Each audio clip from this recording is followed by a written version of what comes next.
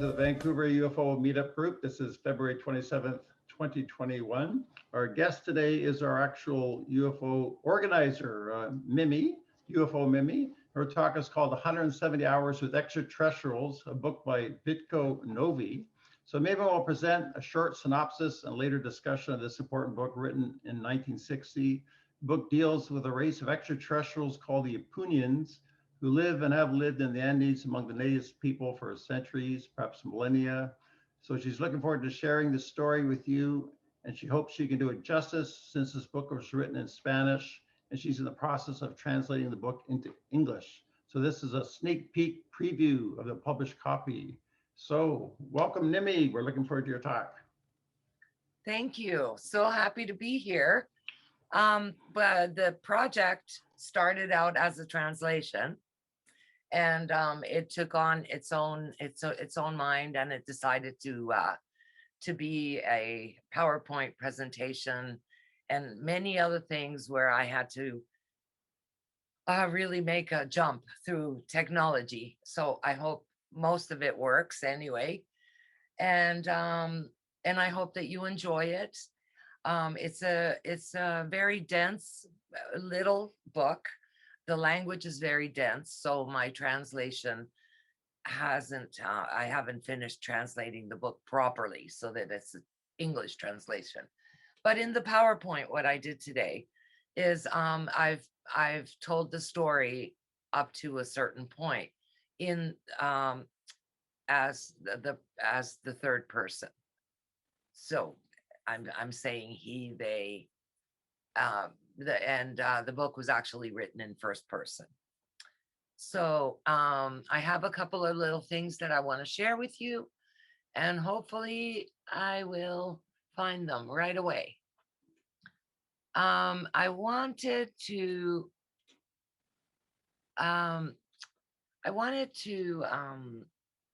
give you a flavor of the culture that these sightings and this contactee was living in Peru.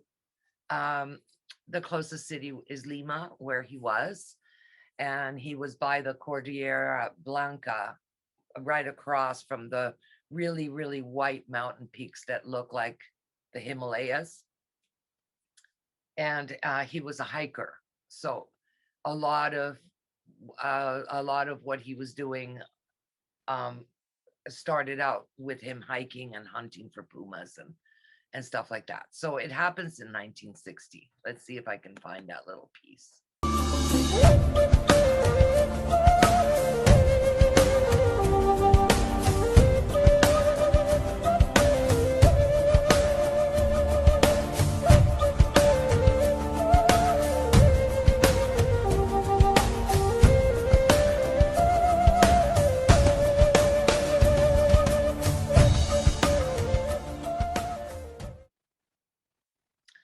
So the presentation is called 170 Hours with Extraterrestrials, and this is the book. This is the actual book here. And this is the back of the book where he has a little flying airplane. I couldn't find any other images other than the ones that he shows here. These little guys. They come from the Columbia Gold Museum, and Vitko assures us that he has seen them, that they're real. These ones are carved in gold, and they're in the museum. They're small, but the actual craft that the Apunians have are very similar to these. They look like little Cessnas, and also the round UFO. So that's the I just got a stock picture of the round UFOs. So the first time that he sees the Apunians, he sees this type of ship, and it's landed in the place where he works. And so this is one of the mountain ranges in Ancash region, which is very similar to the ones that are in the Himalayas. It's quite amazing. I think maybe at one point they were together or something. Even the language seems to be very similar in a lot of ways. And there's mountain trails that he likes to hike. And so all the experiences happen on these crazy trails. Sometimes they're very, very jagged and really difficult climbing. And he tries to go every week. And it's his favorite sport. So these are some of the people that live in the area. They're mostly shepherds. There's some farming, but way up where they live, it's basically at the edge of the snow of the peaks. So there's not a lot of farming that goes on there. It's mostly animals. They have sheep and goats, some llamas, and horses and dogs. So there's a local family traveling towards their house. But they live in at least at the time, they lived in simple huts. And these were people who only spoke Quechua, mostly. They could understand Spanish, or they could speak Spanish with a very big accent. But Quechua is their language. So the author wrote some dedications, and this is part of the translation that I've done. The author wrote these dedications. He calls himself the editor in this one, but I'm pretty sure it's him. Over all things, to the eternal Father universal, creator of life and all that exists, we will and did exist forever, to all eternity, to the only living God that gives and takes away life, the editor. The book is dedicated to Victor Arles Bafa, excellent man and friend, dedicated to a very altruistic couple who cooperate sincerely in the well-being of others and do everything in the service of everyone else. A gentleman, Felipe Rojas, and his lady, Mercedes Huarcaya, and their children, Eduardo, Cecilia, and Sylvia. Also to an altruistic couple who help and do everything in the service of others, Roberto Aracaki Azato and his wife Paquita Serna and their daughters Fabiola and Fiorletta. With very sincere affection, Vitko Novi. So I've translated the prologue that's in the book, and it was written by his friend Miguel Castillo Durand. And this is it. 170 Hours with Extraterrestrials is a singular book, and its author, Vitko Novi, a serious writer who relates his lived experiences in the Peruvian Andes, in the central hidroelectrica of Hualanca, at the edge of the River Santa, in the beautiful Callejon de Huaylas. Vitko Novi exposes in the work, with details, his surprising encounters and interviews with natives from the planet Apunians. He records his dialogues and brings to light ideas which come to be a message for humanity. The author shares his testimony with bravery, leaving the reader the liberty to believe or not believe his story. He himself says that his revelations will surprise, as other announcements of great inventions and scientific progress astound the public. As for instance, at the beginning of the century, the 20th century, it was believed that the trip to the moon was an impossible dream, as was a heart transplant or test tube babies. Today, these things are realities. Equally, what Vitko Novi relates in his book today will be a palpable reality tomorrow, because man advances in giant steps towards perfection. What slows us down is disorder, laziness, and money, which practically are the reasons that provoke war and tragedies. Vitko Novi speaks of the minius, an essential element of the atom, which man has not discovered yet in his scientific knowledge because it is millions of times smaller than the proton.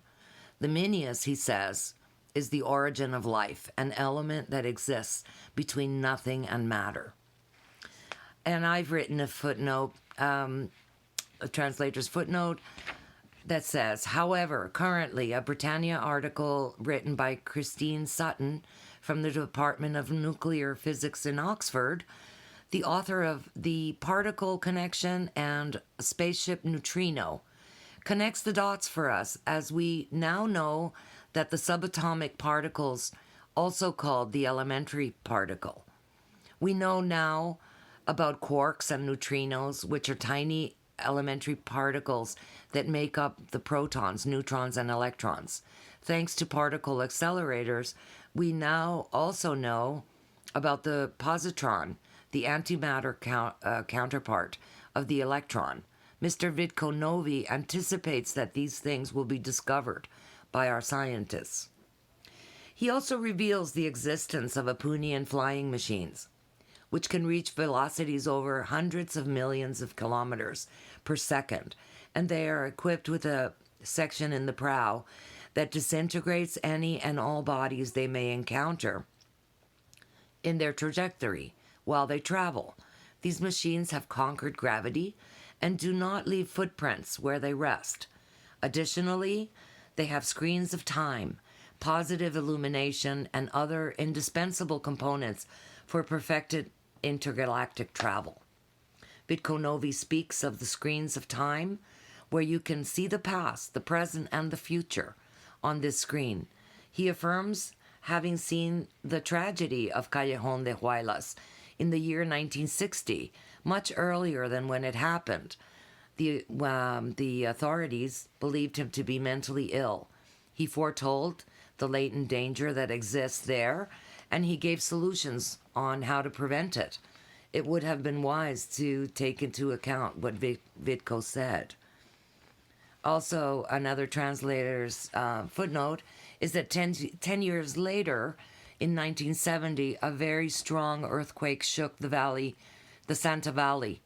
More than 50,000 people died, and 186,000 houses were damaged. Yunguay was the city most damaged, so much so that it practically disappeared. And that comes from encyclopedia.com. Also, in the same manner, he makes the sensational revelation that currently on our planet, between wooded areas and grasslands all over the planet, there exists a gigantesque naval dockyard where they're making flying saucers.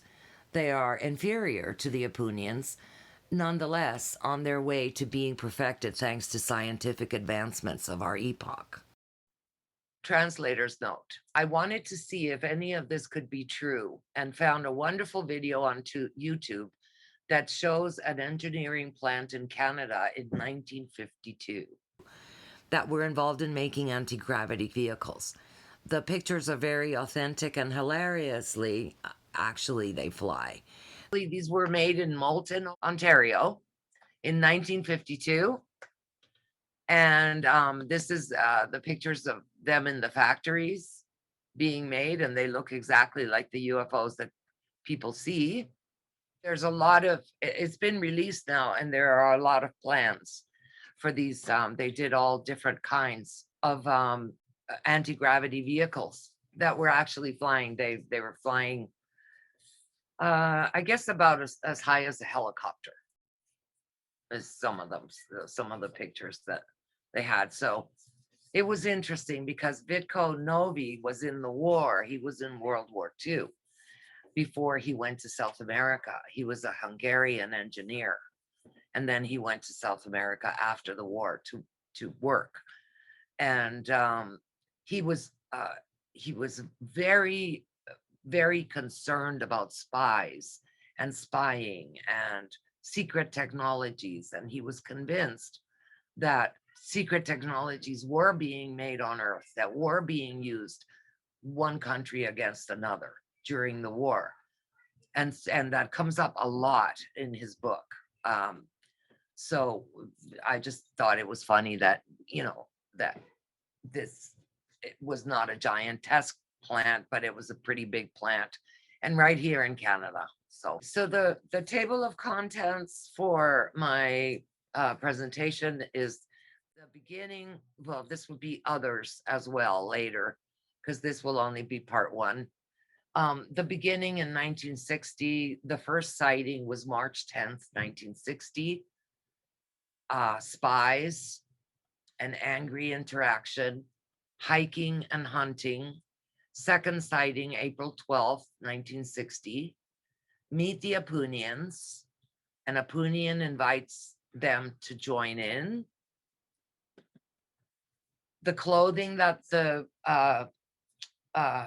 visitors wore, suspicion, mostly on Vitko's part. He was very, very suspicious of them. Absolutely convinced that they were spies, and he didn't want to believe them at first at all. They had to prove a lot of things to him before he became a contactee. They had magical showmanship was part of the way that they were able to demonstrate their powers.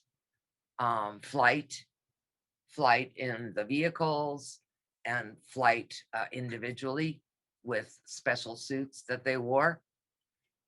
And then they gave him explanations of some of the science and explanations for some of the things that they do and the reasons why they do them. So his brewing doubt, he's got for months and months and months, he's got this doubt. Every time he meets them, he just is not convinced at all that, these people are not the spies. That, in fact, he wants to go and talk to the government and ask the government if they've seen it. But the local people really don't want that to happen because the extraterrestrials help them a lot up in the mountains where they live with a lot of cold and snow, and there's not a lot of doctors and things like that. The extraterrestrials are very important to the local shepherds. And so then later there's more encounters. The first sighting was in March 10th of 1960 after an electric blackout caused by a trapped bird. And Vitko and a colleague, Kiros, go to see what's happening. Like the electricity went off in the whole town, and they go, and then they see this ship, one of the silver ships, and he gets really angry with them because he thinks that they're stealing power to power their ship, and of course he thinks they're spies, and he thinks it's earthly advanced technology, so he's pretty pissed. So Vitko's convinced that these strangers, as he calls them, are the spies from some other country that has advanced technology developed during World War II and after. As an engineer, Vitko was sure that advanced technology was being created and tested by humans somewhere on the planet. And the angry interaction happens. Vitko is angry because he thinks the strangers stole power for their ship. The Apunians explain that in fact they came to help repair the problem, and the lights were already back on because of their help.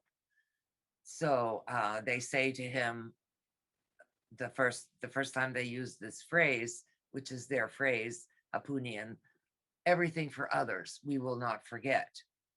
And Vitko hears the phrase for the first time from the visitors, and he thinks it's funny. He thinks it's manipulation that the spies use to fool people, to make them unwitting accomplices for whatever these nefarious purposes of the spies are. It's quite hilarious.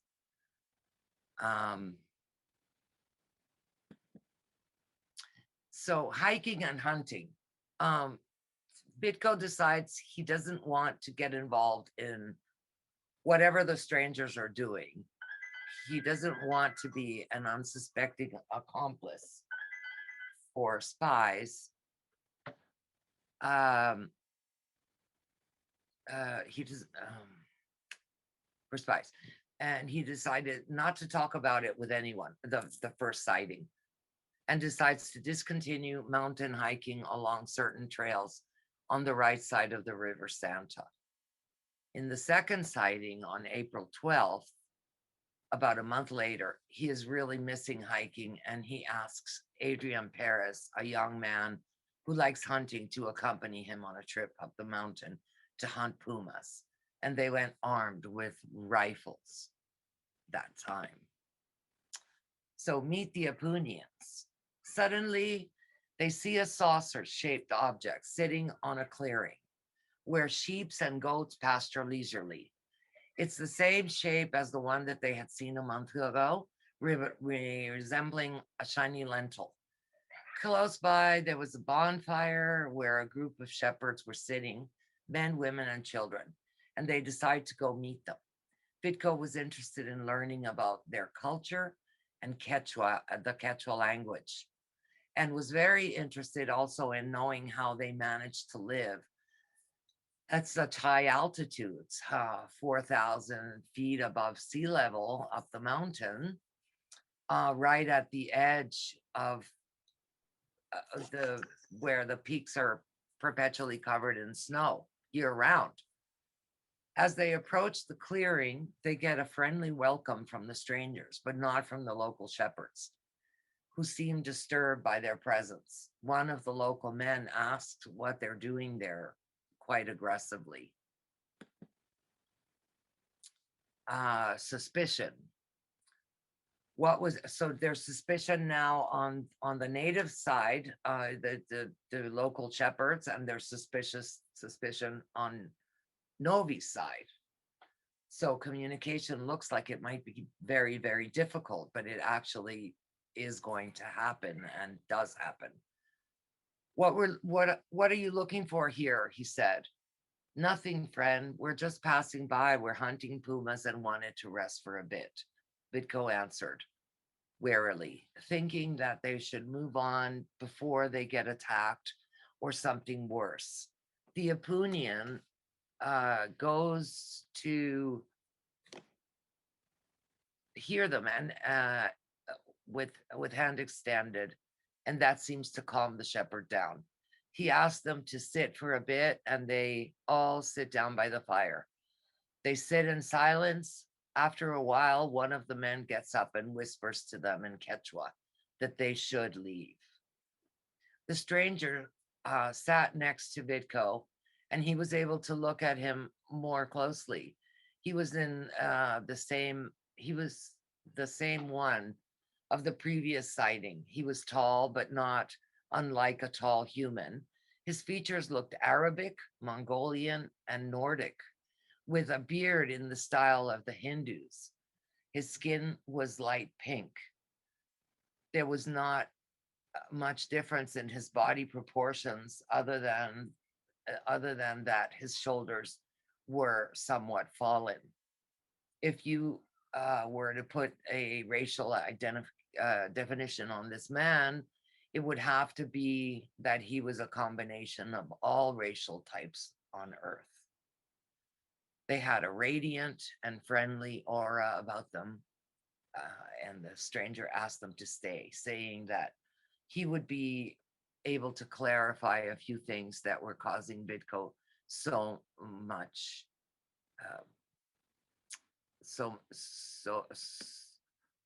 doubt about them. The Apunian points out that they are armed. My only interest related to you is in knowing why you're here and why you're following me. His rude answer didn't faze the stranger, and all that he just replied, we know that you don't believe what I'm going to tell you. Your discomfort with us is quite natural because the cells in your being are rejecting us. But it would please us if you would stay and talk a while. And of course, you shouldn't be afraid since it's you who are armed, not us. The man that had been suspicious of them seemed satisfied with that they're hunting pumas, as the pumas are quite a problem for the local shepherds. He changes his mind about them and asks them to stay for a wonderful display. So, magical showmanship. The clothing he wore covered him with the lightweight material. Hang on. Did I get? No. Lightweight material that was like chainmail, but really, really, really fine. I guess, something like aluminum foil, but in fabric, something like that. It was just really close to the skin and really fine. It covered him with the lightweight material that resembled nylon from top to bottom. His head was hooded with a tight covering that went from hairline to neck. His foot covering ended with the suit. Vitko noticed that he had strange pockets that were added to the suit at the waist and at the ankles and the wrists. The stranger asked Vitko if he would like to watch these sort of gymnastic exercises he likes to perform in his spare time. And Vitko says yes, if they don't take too long. The Apunian explains the reason why Vitko couldn't trust them is that his cells were rejecting the strangers. And he assured him that soon his body would get adjusted to their presence. He proceeded to gear up for his demonstration. There was an additional cloth that was placed about his head and shoulders, so light that you could still see you could see right through it. You could still see all the features, and his color did not change. Gloves were also used, and he explained that this gear protected them in flight when they were not in their ships.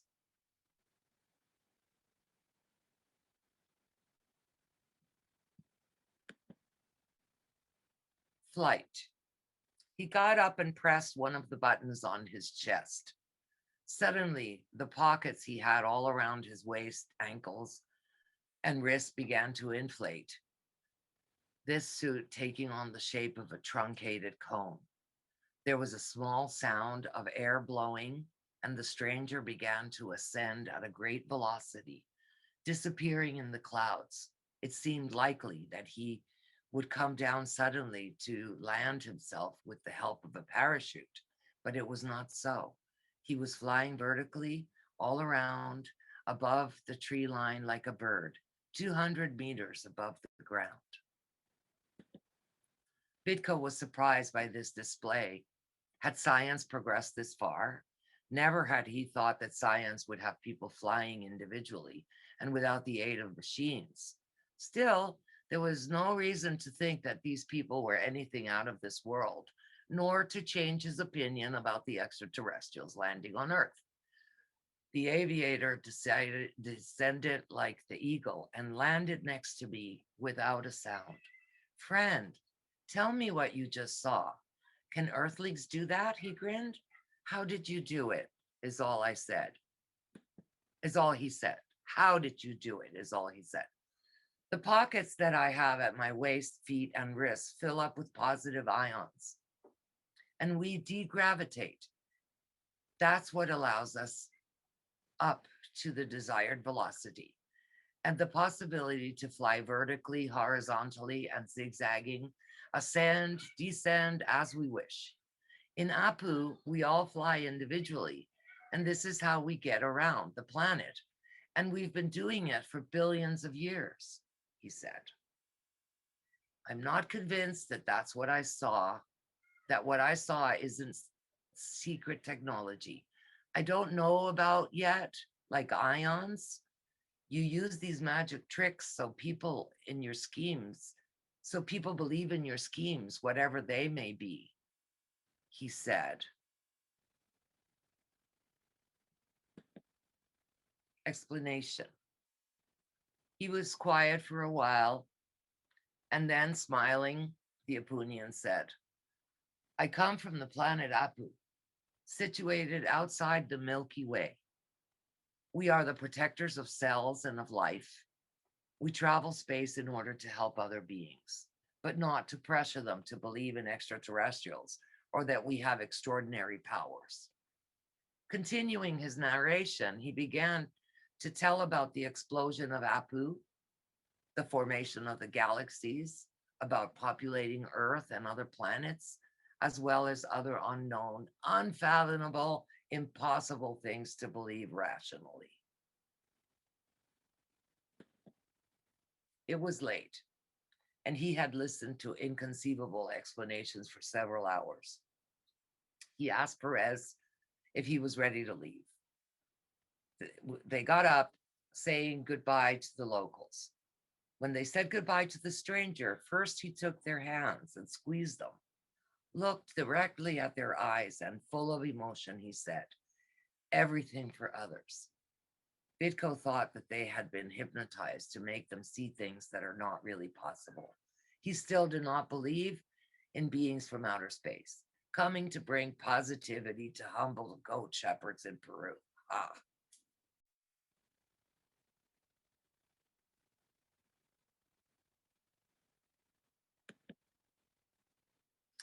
After some thought, Vitko asked Paris what he thought about their experience. "Oh, sir, how is it that you don't see how beautiful it was?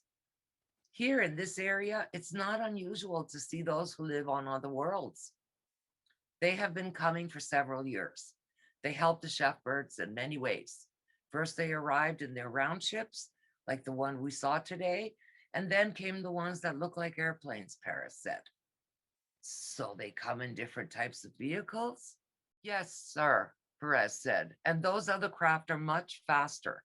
The ones that look like saucers, you can see them in the sky for a few minutes while they're ascending. But the other craft that look like airplanes disappear in an instant without even realizing how.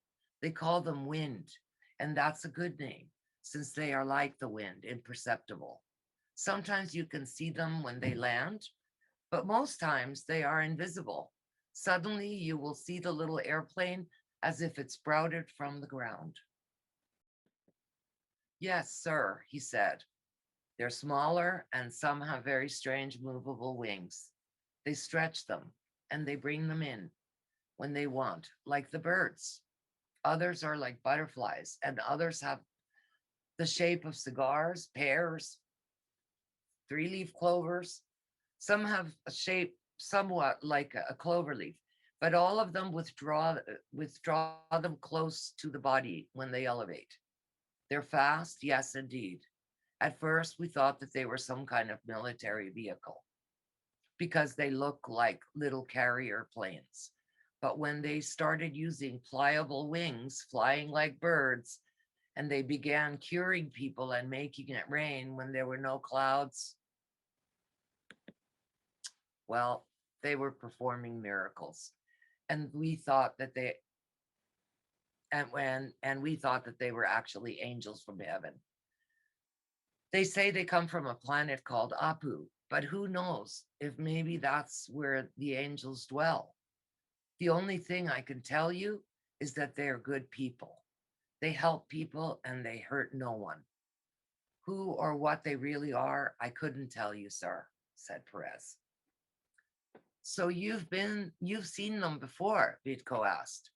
"Yes, sir. Last year, when I went to Rio Kitaraxa to see a relative who lives there, he took me to see where the little plane was parked. The locals are afraid to speak freely about them. The majority of locals say that they come from heaven, but the fear that if the authorities discover their presence there, they think the military will detain them. The local shepherds don't want that to happen," he emphasized.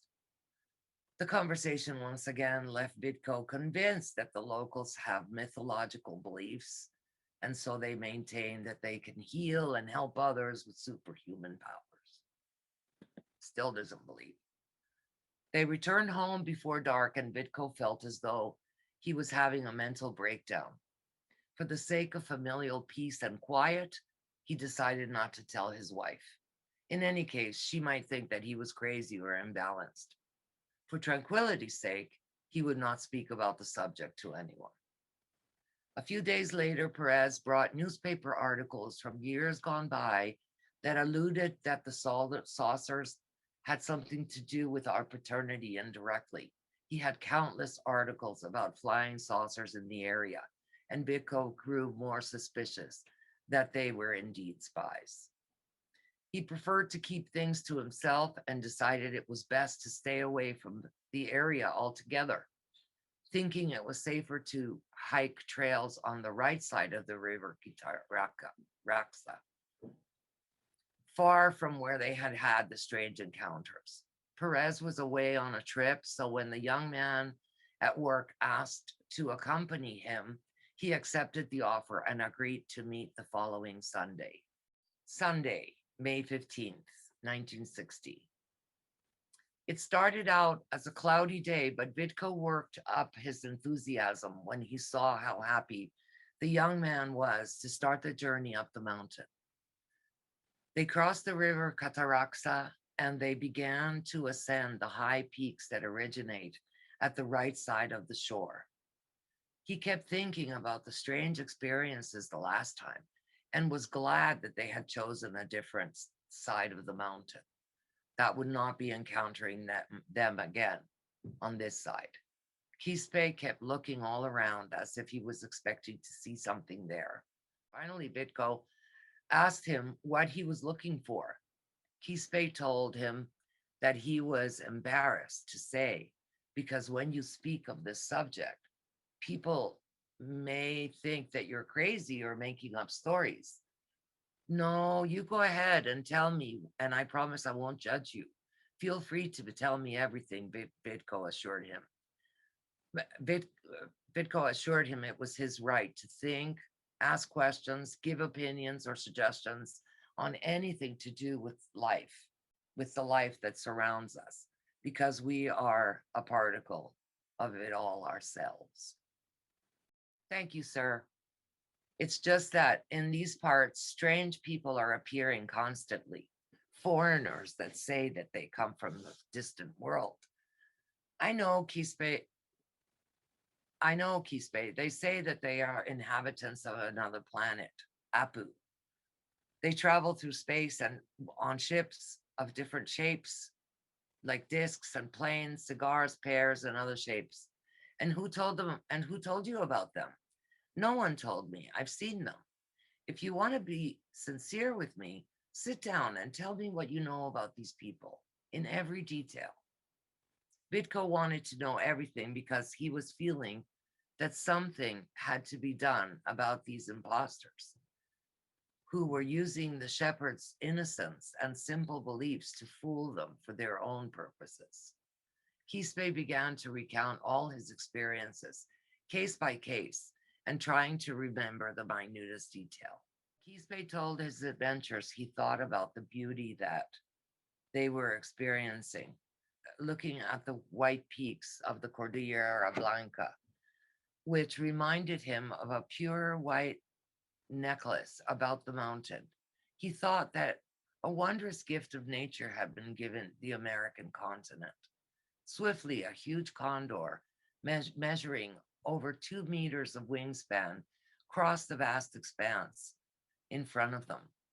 The plan was to reach the peak by noon, so they decided to keep walking without resting for the next hour and a half. When they reached the highest peak on the trail, facing a snowy champara, they found themselves at an altitude of 4,000 feet above sea level. And the cold wind was tiring them out. They looked for a clearing nearby and decided to stop so they could make a fire and warm up their hands. When they were nearly there, they saw 2 goats that had separated from the flock. One of them had lost a horn and the other was limping. I hope we find their owner so we can tell him where they are and ask if there's any interesting places to visit around here. Lots of shepherds live here because, as you can see, there are several clearings between the peaks where the animals can graze, Quispe said. Jagged rocks formed by Earth's movements in remote times contrasted with the bushes and the small wooded areas. They found the plane they were looking for, and they saw some cows, sheep, goats, and some horses grazing all over the grassy plain. They stopped at a hut with a straw roof where white smoke was coming out of it. Vidko joked that they were making breakfast for them, and they hurried down to meet the people sitting on the ground. One of the men came out to greet them, not knowing the Spanish language, only Quechua. He simply stretched out his hand. "These are good people," Quispe said, as the man calmed the dogs that had come out to see what was going on. "Tell him we're hunting pumas, and that's why we came to ask for directions," Vidko said, knowing that that would be helpful and would make the shepherds accept them more easily. The communication worked, and the man invited them to sit with them by the fire. There were several men, 3 women, and 2 children, shyly hiding behind their mothers' backs, a little bit scared of us. That bothered Vidko, and he remembered that he had some candy in one of his pockets, and he offered it to the children. The mother took the candy and gave it to the children. She thanked them, but suddenly she became sad, and a tear rolled down her face. They asked why she was crying, and one of the men answered, saying that her child had fallen down some craggy rocks and broken his right arm and several ribs 9 days ago, and he was very sick. There was a hospital a few kilometers from there, and Vidko decided to help and try to carry the child to the hospital. He went inside the hut to examine the child and was taking him and was talking with Quispe, trying to figure out how they would be able to transport the boy. The mother became furious, and she grabbed his arm and threw him out of the hut with such force that he became afraid. Perhaps they had offended them by breaking some unknown custom. Vitko told Quispe they should leave right away. But the mother came out of the hut screaming and motioning and putting her hands on Vitko's face. "Manantaita, manantaita Dios," is all he could make out from her cries. "Don't worry," Quispe said. "She's saying that the gods from the sky will help to heal her child and not to touch him anymore." Vidko thought she was referring to a ritual performed by a shaman with fire and smoke and other objects. "Should we stay to meet the gods?" Vidko asked Quispe in jest. "Yes, sir, please stay. You will see something very interesting that I'm sure you're going to like," he said enthusiastically. "Okay, Quispe, we'll stay to witness the arrival of those gods," he said jokingly. They sat at the fire again, talking with the children. No one spoke each other's language, but it didn't matter. The conversation developed most harmoniously, and everyone was enjoying themselves. The dogs began to bark, and they ran to the grazing grounds. Quispe grabbed Vitko's shoulder and yelled, "Look, over there!" He turned to look, and there he saw a small aircraft. It descended vertically from the clouds and landed between the sheep, the goats without a sound. It was a different color than the saucer they had seen before. Vitko thought that it was a military maneuver and expected soldiers to come out to talk to them. After a short while, one of the strangers came out of the craft. This one was wearing the soft chainmail fabric, same as the others, but her body was different, with shoulders like ours and pronounced hips, and was shorter than her peers. She came towards us, touching the grass, gliding through the air a few centimeters above the ground. "Why is she moving that way?" Vidko asked, and Quispe responded, "They say it's so that they don't torture the cells of the grass by stepping on them." Vidko smiled at this. The dogs ran to greet her as if they knew her and they were happy to see her again. While the stranger moved towards them, Vitko noticed that all the locals were kneeling and holding their hands together as in prayer and looking down to the ground. It looked like a religious ceremony. The person came nearer to them, and it was clear that she was of the white race. And this confirmed Vitko's suspicions that they were spies. As she came nearer, it became clear that she was a woman because her breasts were moving. She motioned for them to stand up, and they complied immediately. The visitor turned towards the cabin without speaking to anyone. She entered and then came out carrying the child in her arms. She took him to the craft. Everyone was silent, but in the faces of the shepherds, you could see that they were happy. Silence continued, and I thought that there must be a clinic of some sort inside the craft with surgical and other medical equipment needed to help the sick and those suffering from accidents. Using those advantages to attract those simple shepherds, passing themselves off as gods. While Vitko was waiting for the child to come out, bandaged and unconscious, an incredible scene appeared before his eyes, illogical and unsolvable. Suddenly, the child appeared, coming down the little ladder from the craft all by himself. And once he touched the ground, he ran towards us, reaching down every so often to pick up rocks, demonstrating his perfect state of health. Having seen him completely swollen and bruised, he thought that this was a different child at first, and awaiting the reaction of the mother with the little one. He hadn't crossed half the distance between the craft and where we were when the mother got up and began running towards her child, screaming with joy. Quispe was delighted too and ran jumping for joy towards the mother and the child. When things calmed down, Vitko begged the mother to let him examine the boy. She agreed. He looked perfectly well with good color and no bruising or swelling as before. Vitko checked the fractured arm, which was completely healed, and he examined each rib one by one, and they were fine.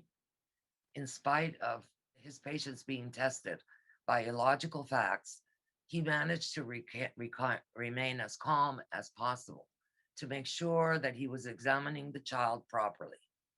Who knows how they did it, but there was no sign of bandages or scars. The child exhibited no signs of abnormality. Moreover, proven by his smile, his agility, and because he was asking his mother for food. Strange doctor and a companion, happy with their accomplishment, gathered with the people with respect and friendliness. They were trying to explain to the country folks that all good acts must be memorized in order to be imitated. They said that they need no thanks, no payment, or admiration. It seemed as though they were speaking Quechua because they were making the shepherds laugh every so often until tears came out of their eyes. But at the same time, he could understand the conversation perfectly in his maternal language, Hungarian, as if there was a machine that translates words at the same moment in various languages. Quispe was hearing the conversation in Spanish. They speak in their own language and all languages at the same time, he explained. I don't know how they do it, but they say it's positive ions that make all the living things that interact with them understand their words simultaneously. The strange doctor introduced herself to Vitko. I'm laughing at you, Kevin. The strange doctor introduced himself to Vitko, saying, "My name is Ivanka, friend. What is yours?" Her name seemed to be European, and she might be a citizen in service to her country. He began to be interested in discovering her origins. Your name seems Slavic. It sounds pretty. What country are you from? Vitko asked cordially. I don't belong to any country. My origin is the universe, and I'm a citizen of every country and sister to every living being in which they exist. she explained. I like what you're saying, Vitko replied, although I don't know if you really think this way, but at least your words have wisdom. I don't know what your intentions are, but what you just did with the boy is an act of compassion and deserves thanks, Vitko told her. Tell me, Ivanka, how did you cure that child with such perfection and in so little time? Or maybe you hypnotized him and all of us too? He chided. Friend, I have not answered your question about my identity. I am a citizen of the universe and a sister to all beings that exist there. But I am a citizen of Apu. The innate duty of all Apunians is to protect cellular life and to help the beings in whatever place we find ourselves. We do not partake in preferences, privileges, payments, favoritism, nor to take advantage of others. Our love, affection, and knowledge are for every being equally, because we are part of everything that exists in the universe. Vitko felt stunned, receiving so much philosophy in an instant, but he had to react. You still didn't tell me how you healed that child. We use various forms of healing, she said. One of the most positive is disintegration and reintegration. We disintegrate the cells of the patient's body down to the minutest particles, and then we reintegrate a body perfectly healthy with new cells. So you know how to create cells, Vitko asked. Yes, friend. Apunians decomposed the atoms billions of years ago, down to the tiniest particles. With that work, they obtained the highest powers, such as immortality, dominion over positive ions, and more. The smallest particle is the minius. Anyone's tranquility would be destroyed with such talk. But since Vitko already knew their ramblings, he thought she was trying to convince him through hypnotism to believe in her superpowers. Okay. So did you guys enjoy that? Yeah. Mm-hmm. Yeah, Story, thanks. It's written in sort of a kind of old language. It's kind of old for us now, right? The way it's written, but Yeah, I tried it's got to real passion to it. I think, like you said, it's flowery kind of language. And being familiar, having lived in Mexico for for a while, and going to and from Mexico, especially to some of those poorer regions, I can fully identify with the sentiments in that. It's exactly like that. So thank you.